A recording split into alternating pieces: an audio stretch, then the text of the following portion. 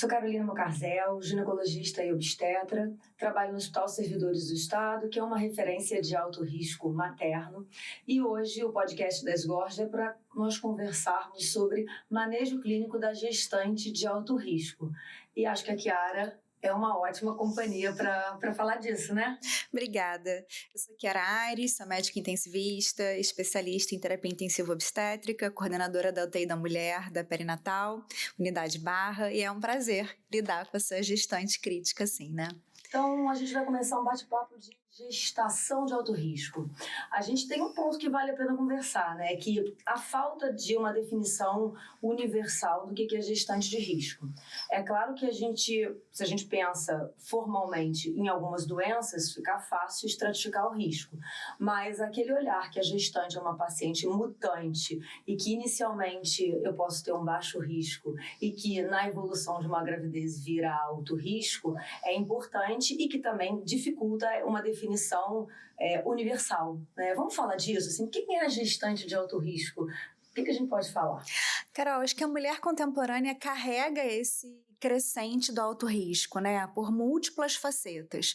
A gente tem um aumento, né, o avanço da idade materna, isso é um fator.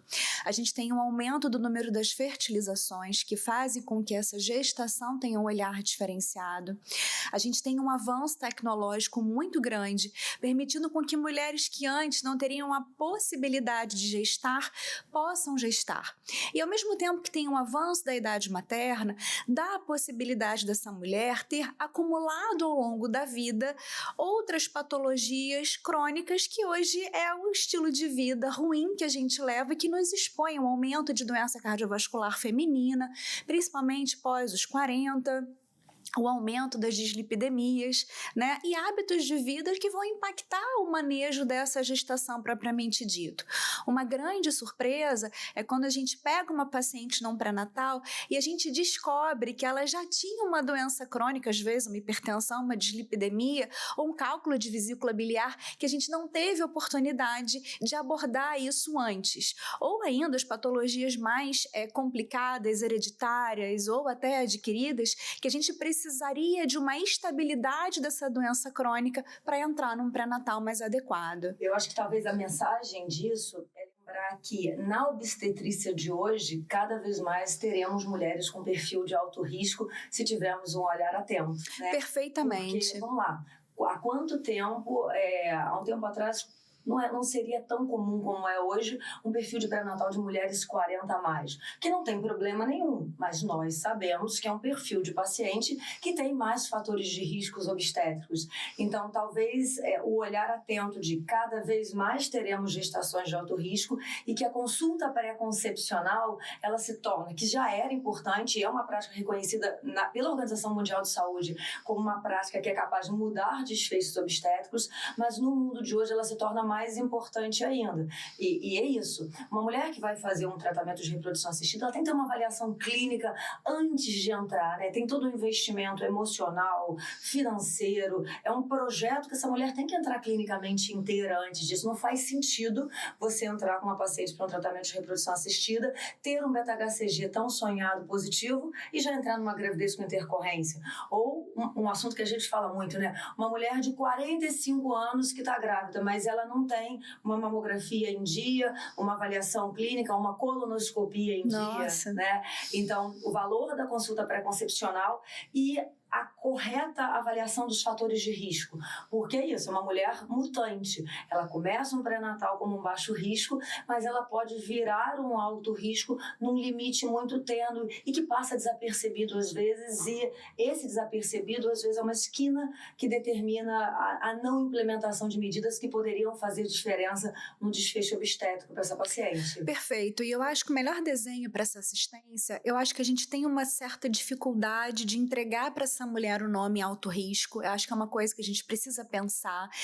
Socialmente tem um estigma para isso, que talvez a gente readequasse esse nome com um olhar mais delicado, né? E que é necessário uma avaliação multidisciplinar dessa mulher.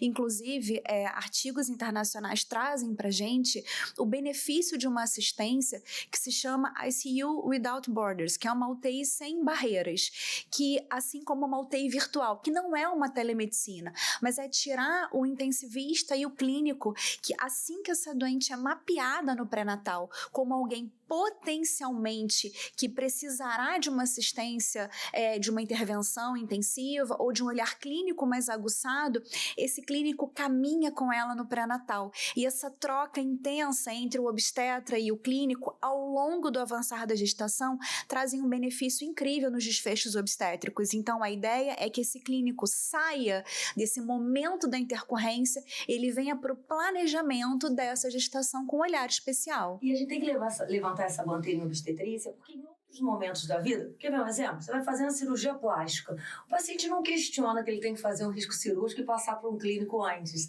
Então, se nós obstetras também não nos conscientizarmos que esse suporte, esse caminhar em paralelo com o clínico é importante, se a gente não acreditar nisso, como é que vamos fazer para levar essa informação para a paciente? Né? Sobre o risco cirúrgico é uma coisa que eu penso muito, assim, não tem isso na literatura, mas se claramente a gente sabe que a gestante é considerada uma via aérea difícil, por que eu não posso ter um olhar de risco cirúrgico para essa paciente com um planejamento anestésico adequado? Será que não tem isso na literatura? A literatura ainda é muito baseada num perfil de gestante mais jovem, com menos intercorrências, que as intercorrências eram mais associadas só a uma pré-eclâmpsia e um diabetes. Mas será que o perfil de paciente grávida hoje não mereceria uma avaliação? E levantar a bandeira que a obstetrícia precisa de estrutura é importante para a especialidade da gente, né? Muito, mas eu vou além em relação à publicação científica. Todo o arsenal que a gente pratica clinicamente ou mais intensivamente no gestante, ele é uma extrapolação do que é feito no público não gestante. Então, a gente perde de uma especificidade muito grande. Então, todo o movimento mundial sobre esse aumento de mortalidade materna que esbanja o mundo todo, faz com que a gente tenha um aumento de estudos focado para esse público, que hoje a gente nada no desconhecido, sim, né? Sim. E vou pegar o gancho do que você tinha dito sobre o estigma da gestação de alto risco. Hoje existem várias publicações sobre estigma, né? Como é que a gente tem que abordar? A obesidade é um exemplo. Exato. O cuidado que a gente tem que ter para abordar uma mulher que está acima do peso na gravidez, para que isso não gere um estigma e uma má adesão ao tratamento. Talvez esse seja o contexto. Nós precisamos conscientizar essas mulheres que, por definição, ou ao longo do pré-natal, se classificam como uma gestante de risco. Isso não é uma sentença. Uhum. Isso simplesmente é uma avaliação que define um olhar mais atento nessa jornada obstétrica. Isso. Vamos pegar o gancho da mortalidade? Vamos. Acho que a mortalidade materna é um péssimo indicador, né, de saúde. Muito. E é uma luta constante, principalmente nos países em desenvolvimento. E aí eu acho que você podia falar um pouco do conceito do near miss. Né? O que o conceito do near miss é importante e quais são os aprendizados disso? Uhum. Acho que é um assunto que às vezes é pouco falado. Eu acho que assim, o conceito fundamental do near miss é o desfecho quase ruim que a gente ou interviu de uma maneira fez a diferença naquela súbita. Exatamente, mas o mais importante de tudo isso é você analisar retrospectivamente o que aconteceu e traçar um plano de ação para isso. Infelizmente, alguns serviços eles têm medo de olhar para o near miss deles, né? Porque obviamente mostra uma fragilidade, mostra algo nesse sentido. E o olhar da gente é trazer o quão educativo pode ser isso numa beira-leito. Porque veja, a gente tem uma paciente extremamente dinâmica, a gente tem uma paciente que se ela não está num hospital especializado dentro de uma maternidade que faça alto risco, ou até num hospital geral que tenha um suporte obstétrico, essa paciente tem um limbo, porque o clínico, ele tem um medo de tocar na gestante ou de assumir esse manejo.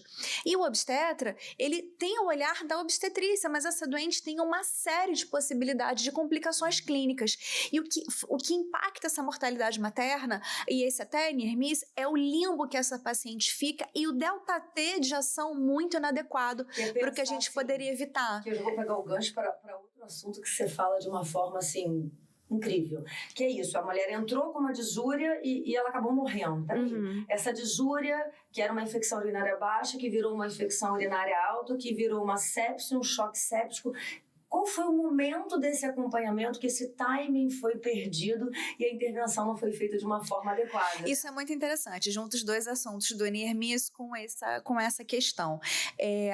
Que acontece? Quando a gente faz uma revisão de literatura sobre os óbitos maternos, a gente descobre que 92% das mortes maternas eram evitáveis. Isso é muito triste, por um lado, né? Mas ao mesmo tempo nos dá uma possibilidade de trabalho e reversão maravilhosa, né?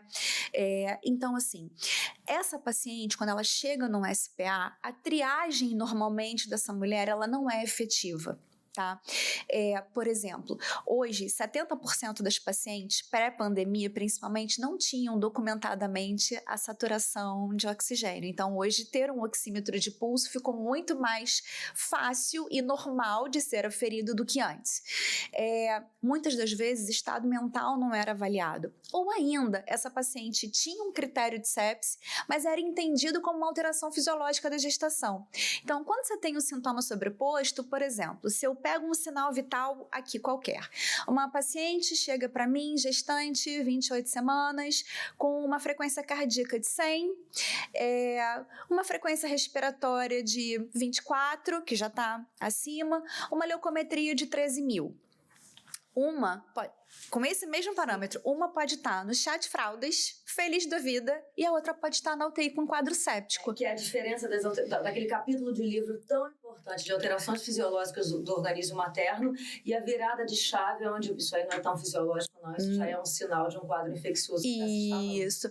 O que faz diferença entre você saber quem é a paciente com esse sinal vital que está no chá de fraldas e para que deve estar sob o seu olhar intenso, monitorizada numa unidade de vigilância materno-fetal? É um olhar crítico sobre aquele paciente propriamente dito. É aquela história, é entender como essa paciente evoluiu, é olhar para essa paciente com sinais de alerta. Na dúvida, você traz ela para perto de você e você está habilitado a levar essa paciente para uma UTI materna para vigilância. Um outro estigma importante, né? Que a UTI é um local de gravidade relacionada à mortalidade. Não é. A UTI é um lugar de vigilância, onde você tem sinais vitais horários e um médico 24 horas com uma enfermagem pronta para agir precocemente em qualquer instabilidade. Então vamos para uma segunda bandeira. A primeira bandeira a gente já falou, a questão de que, sim, na obstetrícia o suporte clínico não é um exagero, né? É um olhar cuidadoso que cada vez vai fazer mais sentido. Uma avaliação pré-concepcional adequada, um clínico ao longo do pré-natal, uma avaliação pré-operatória. E talvez o segundo estigma é que, sim, é uma especialidade muito associada à felicidade, desfechos favoráveis, mas a necessidade de uma UTI também não define que essa gravidez é um fracasso ou que essa gestante vai morrer. Porque, eventualmente, quando não há o hábito de manejar a intercorrência obstétrica, existe uma preocupação, nossa, mas eu preciso colocar essa paciente na UTI? Não. Uma gestante pode sim precisar UTI, isso não significa parto, isso não significa que a gravidez está com um problema gravíssimo, mas isso pode só ser um motivo de uma vigilância mais adequada para que a gente controle o processo, compreenda melhor e defina um momento mais adequado para a intervenção. Perfeito, e vou trazer um outro estigma que a gente tem que eu acho importante a gente colocar. É importante entender que a gestante dentro de uma UTI, ela precisa de um planejamento imediato na sua admissão sobre uma possibilidade de parto. Muitas causas que acontecem na UTI podem induzir essa paciente a uma prematuridade, né, a um parto prematuro. Sinais clínicos e sinais obstétricos, né? Lembrando que na gestante as alterações fetais representam um ambiente intrauterino alterado, que nada mais é do que um reflexo de um organismo materno alterado. Então, a disfunção que se vê no bebê é uma disfunção materna. Isso pode ser indicativo de outros comemorativos maiores maternos. Porém, a via de parto dessa paciente dentro de uma UTI é uma indicação obstétrica. Não é pela gravidade que essa paciente é fadada a um parto cesariano. Covid, a gente viu muito isso. Os servidores, a gente teve parto de paciente traqueostomizada em UTI, parto vaginal em UTI, e também as catástrofes de parto cesáreos à beira do leito. Perfeito. Mas acho que aí a importância do intensivista que é focado na parte obstétrica, Porque você não tem medida intempestiva. A gente avalia o binômio e até mesmo na percepção da indicação de uma interrupção, peraí, vamos com calma, qual é o melhor timing para esse binômio para uma interrupção? Isso. Porque, eventualmente, você tem uma interrupção de uma forma atropelada e essa mãe que já não estava bem, ela volta mais grave ainda. Sim, então, e esse limite tênue da gente estar conversando e caminhando junto para definir, porque parto também não resolve tudo. E aí é que eu trago a necessidade de uma relação muito íntima entre o clínico, o intensivista e o obstetra. Esse planejamento é fundamental, né? Fundamental.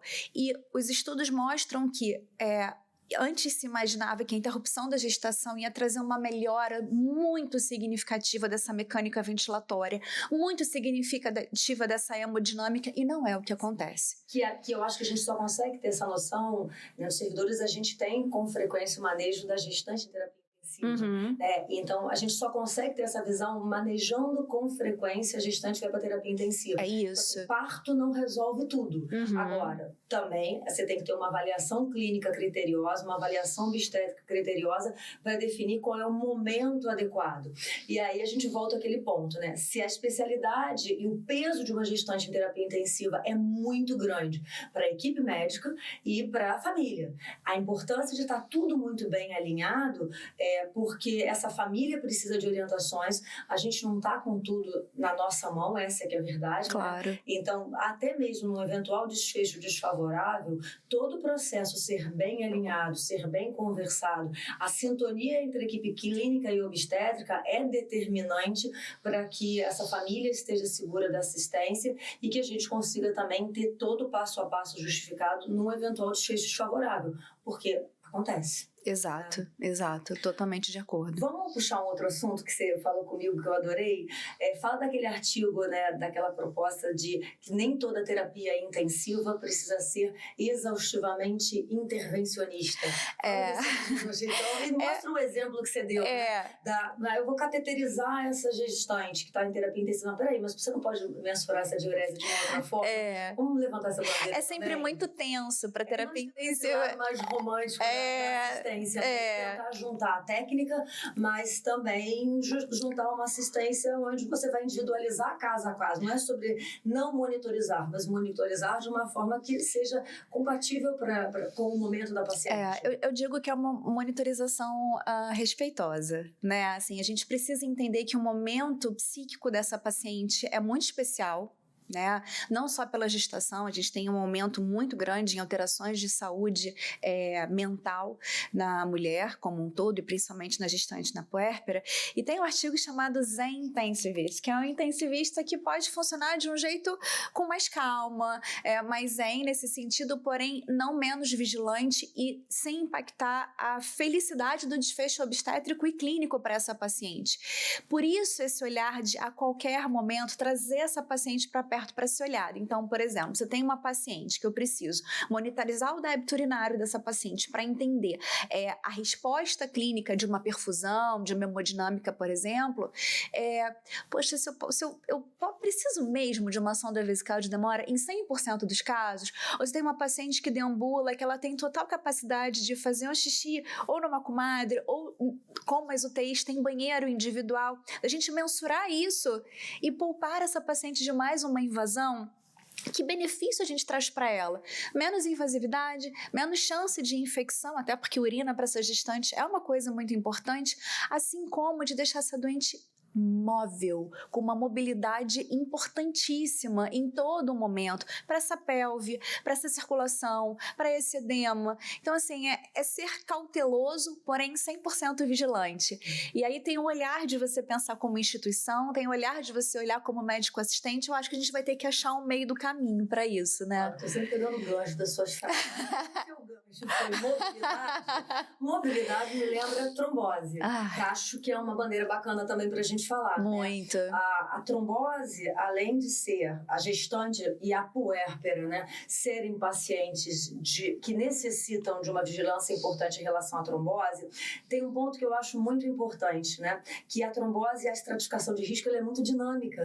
Então, quando eu tenho uma paciente que ela pode entrar com um baixo risco para trombose e ela chegar como puérpera com uma estratificação de alto risco, uma indicação de uma anticoagulação profilática no pós-parto. Vamos falar um pouco de trombose, claro. gravidez, trombose e puerpério? Eu acho que assim, o carro-chefe para isso... Dado que você falar vai me deixar como gancho para teu... Tudo, né? Assim, TEV, né? A tromboembolismo venoso. A gente engloba aí as tromboses venosas profundas e o tromboembolismo pulmonar, né? Eu acho que a obstetrícia é muito treinada para as hemorragias, né? É o grande carro-chefe, mas a trombose, por outro lado, é algo que a gente tem que lidar e que tem uma certa dificuldade diagnóstica, porque é uma paciente que já tem marcadores de trombose alterados fisiologicamente Sim. na gestação. Então, o fibrinogênio dela está mais alto, o dedímero está mais alto. Ela não devem ser solicitados de rotina, talvez seja assim, um gancho bom.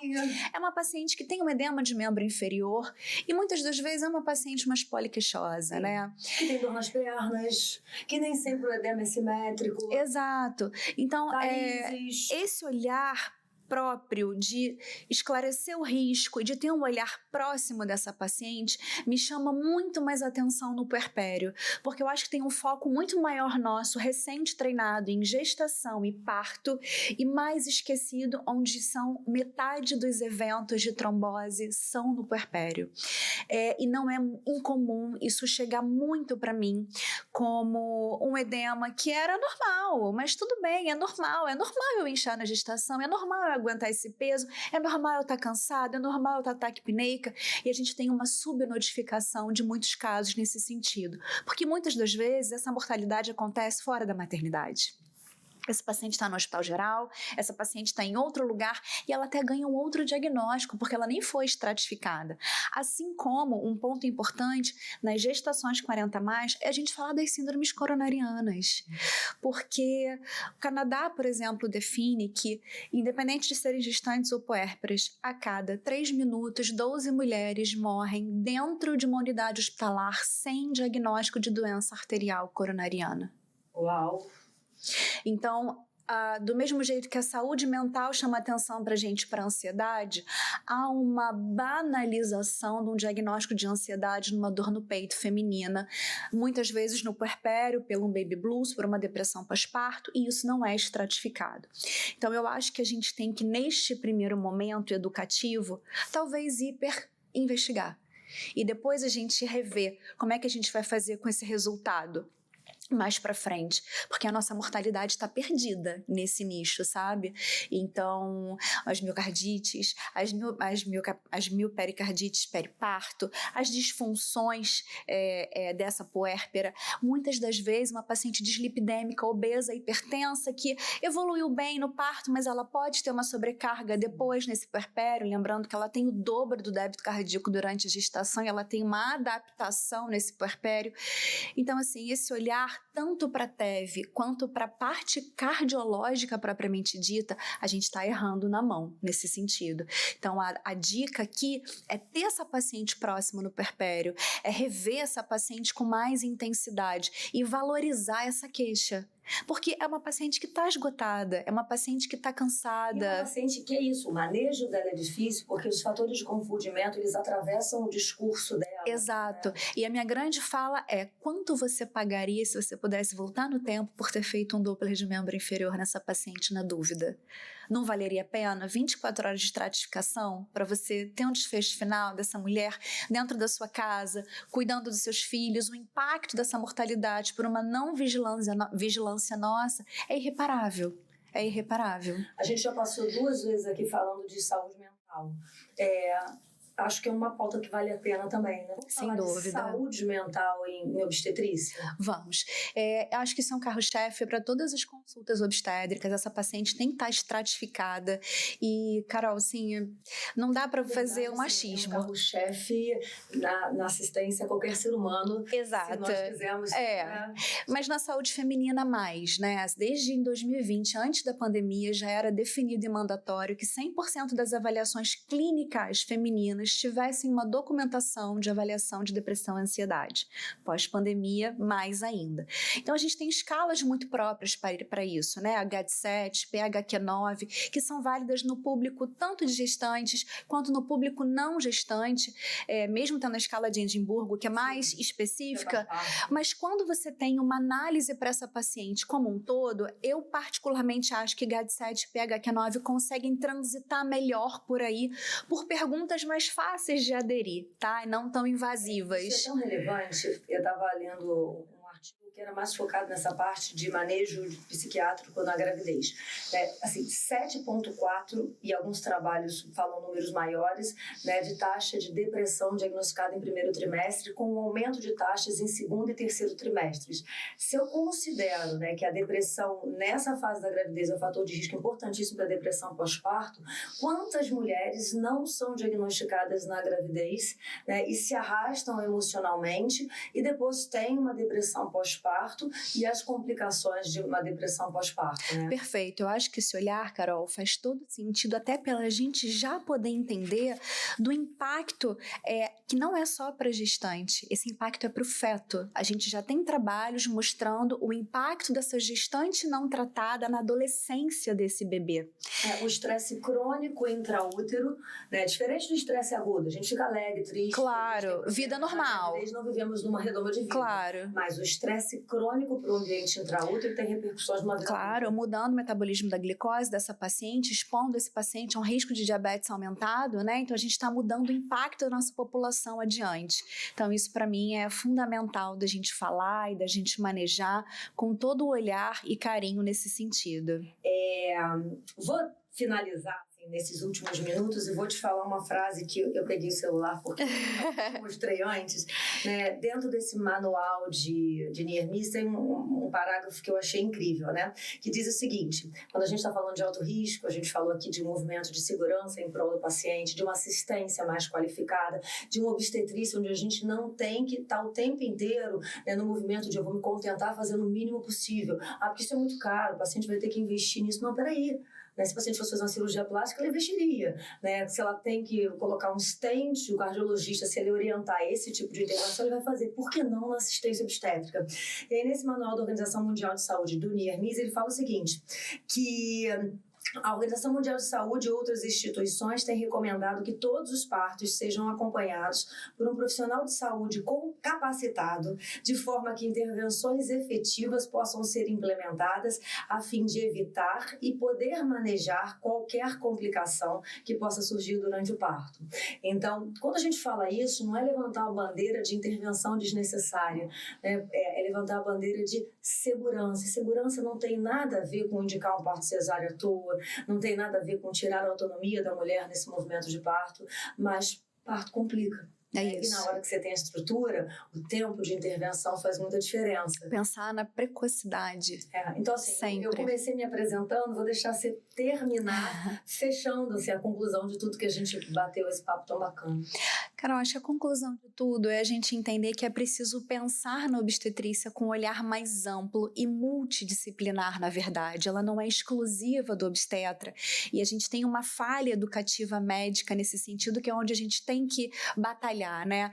Trabalhar melhor os nossos alunos na faculdade. Do obstetra, né? Pelo contrário. Você tá ajuda a um outro colega porque você não está dando conta daquilo. Pelo contrário, a gente está dividindo responsabilidade, agregando valor a essa paciente, né? Então, assim, o olhar do que eu não fui suficiente para, tipo, deixa eu oferecer muito mais para essa paciente, para a gente ter, sim, um desfecho obstétrico feliz naquele momento e para a vida adulta daquele bebê. Eu acho que é para ir além, não só do momento do parto, sabe? Sem estigmas que a gestação de alto risco é um problema. Sem dúvida. Adorei.